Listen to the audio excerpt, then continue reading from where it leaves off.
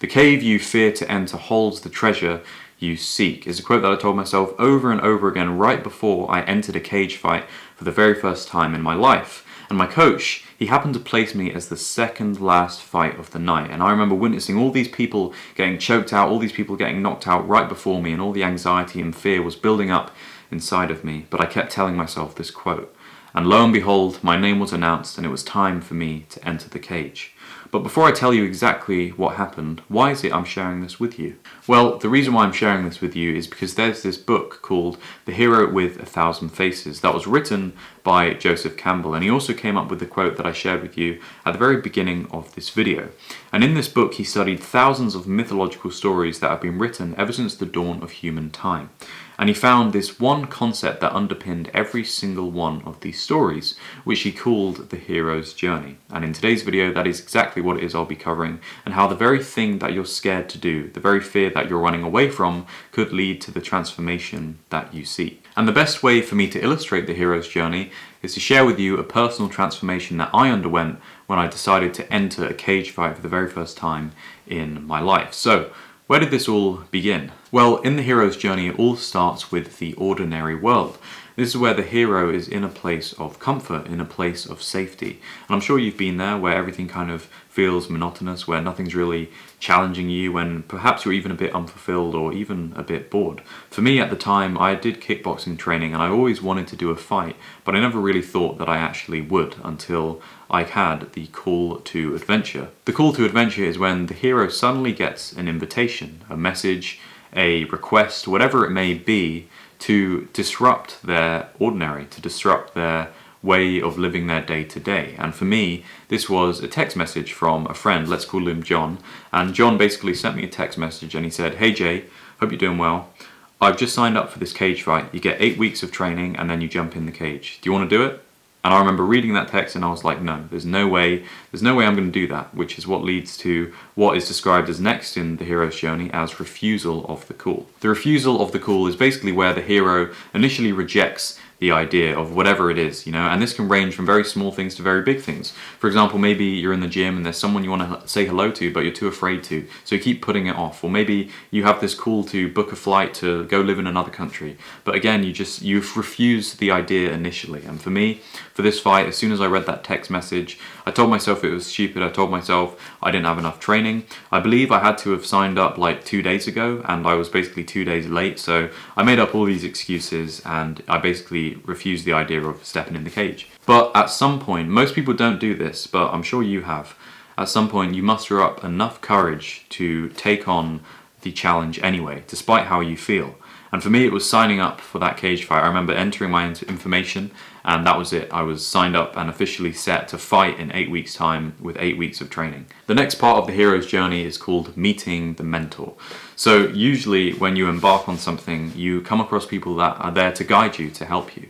And for me, that was my fight coach. And I remember the day I signed up and the next day I ran down to the gym. It was January as well, so it was freezing. I remember I had, shin splints and everything. I walked into the gym. It was a 2-hour session, 1 hour of jiu-jitsu, 1 hour of kickboxing, I think. And at the end of the session, I went over to the coach and I told him, "Coach, how do I win? Like, what do I need to do to win?" And I remember he literally told me, just show up to every session. And that was it, just show up to every session. And we've had mentors for many different things. Like in school, you probably always had a teacher that maybe helped you, or if you picked up a sport, there was always a sports coach that would help you with that thing. Whatever it may be, there's always people there to guide you along the journey. The next part in the hero's journey is the point of no return. It's crossing the threshold, and this is where the hero leaves the familiar world, the ordinary world, and is now fully entered the unknown. And for me, this was when I signed up and probably completed my first session. This is when I knew that there was no going back, and that 8 weeks from now I was going to be in a cage, and the idea absolutely terrified me. For you, this could be, I don't know, maybe you booked a flight to go to the other side of the world, or maybe you decided to go to college, or maybe you started this job, or maybe you started talking to this new person. Whatever it may be, there's a point in the journey where there's no going back. You've fully accepted this challenge and you are now in the unknown. And the next stage in the hero's journey is test allies and enemies. Now, in this part of the journey, this is where things can get really tough. This is when you may even turn on yourself. You might have all these doubts, you might be pessimistic about the situation, about the challenge. Usually it's because you're very incompetent. I remember for me, when I was in the gym, I was just really bad at fighting because I was new to it. So I'd always get choked out and tapped out in jiu-jitsu or in kickboxing. I'd always just get beaten up and walk home with bruised eyes. And then this is also the part of the journey where you come across enemies. For me in the gym, it was always that one guy in the gym who would, when you'd go against him, he'd just always try and kill you, basically. But at the same time, on the other hand, you would find friends. You'd find people who are also undergoing this transformation with you. And all of these moments, all of these tests, allies and enemies, they forge you into the character required to face the next part of the journey, which is the innermost cave. The innermost cave is the part right before transformation, and you might be there right now. Maybe you're about to launch something, maybe you're about to quit your job, maybe you're about to go to the gym and start taking training really seriously. Whatever it may be, it's when you're at the point where your whole world is about to change and you're about to confront your biggest fear, and there absolutely is no going back. And for me, it was very simple. It was the day of the fight, and I remember getting in the Uber with my friend John and going to the venue and knowing that today was the day I was going to fight. I was either going to get knocked out in front of everyone, or I was going to get my hand raised. And I remember playing Shook One's Part 2 by Mobb Deep over and over again with my headphones and just repeating the same quote, "The cave you fear to enter holds the treasure that you seek." And then this leads on to the ordeal. And I remember pulling up to the venue and walking through the building and seeing the cage situated in the middle of the arena, at least that's what it felt like, and the seats around it and the lights.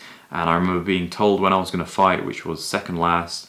And then I finally went to the waiting room, and there was no leaving that room until I had done my biggest fear, until I had faced the ordeal. And after waiting in that room for what had felt like forever, it was time for me to confront my fear. And I remember my name got called and I had to walk up to the cage. I remember walking out to the song Shook One's Part 2, and it was surreal, something I'd never experienced before. And then I entered the cage, my opponent came into the cage, and that was it. Three rounds of just pure adrenaline. The video is actually on YouTube. I'll link it in the description if anyone does want to watch it, and just to let you know that I'm not making any of this up.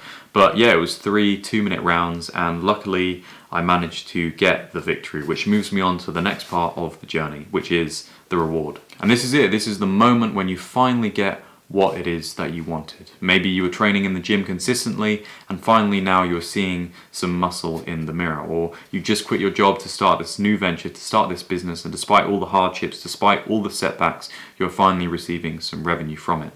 Whatever it may be, but for me in this moment it was getting my hand raised and finally being victorious. And all the pain, all the suffering, all the moments of doubt kind of whittled away in that moment, and I finally felt that it was all worth it. And the next part is then the road back. This is when you return to the ordinary world. I remember walking outside of the cage, going to the paramedic. She got some light and pointed it in my eyes to make sure that I was all okay. She asked me a couple of questions. I remember I was a bit disorientated. I wasn't even really there.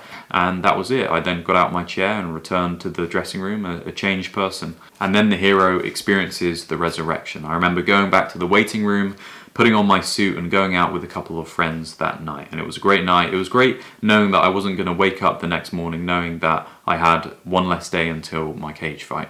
And the last part, concluding this hero's journey, is the return of the elixir. And this is when the hero comes out the other side of the unknown, back to the familiar world, back to the ordinary world, but they're changed, they're slightly different. They have newfound wisdom, they have newfound knowledge that they now want to share with others so that they can go and enter their own caves and take on their own challenges. And in a nutshell, that is what the hero's journey is. And if you look at your life, there's probably many times when you've had a hero's journey, and there's probably going to be many more times in the future when you embark on a hero's journey. And the reason why I made this video is just to implore you that whatever that call to adventure may be, no matter how scary it is, just go for it anyway. Because there's this quote, right? Fear is a mile wide and an inch deep, and once you've taken that first step, it's very hard to go backwards. And during this video, when I shared the hero's journey, if you found yourself in one of these spots already, maybe you have already taken on that call to adventure and you're in one of these stages, well, you can clearly see the stages that are going to come after, and know that whatever situation it is right now that you're in, it's not going to last forever. But anyways, that's all for today's video. If you like this video, then you might enjoy this video where I talk about making an AI version of myself. If not though, that's fine. Thanks for watching, and remember, the cave you fear to enter holds the treasure that you seek. So that's it for today's video. Thanks for watching and stay tuned.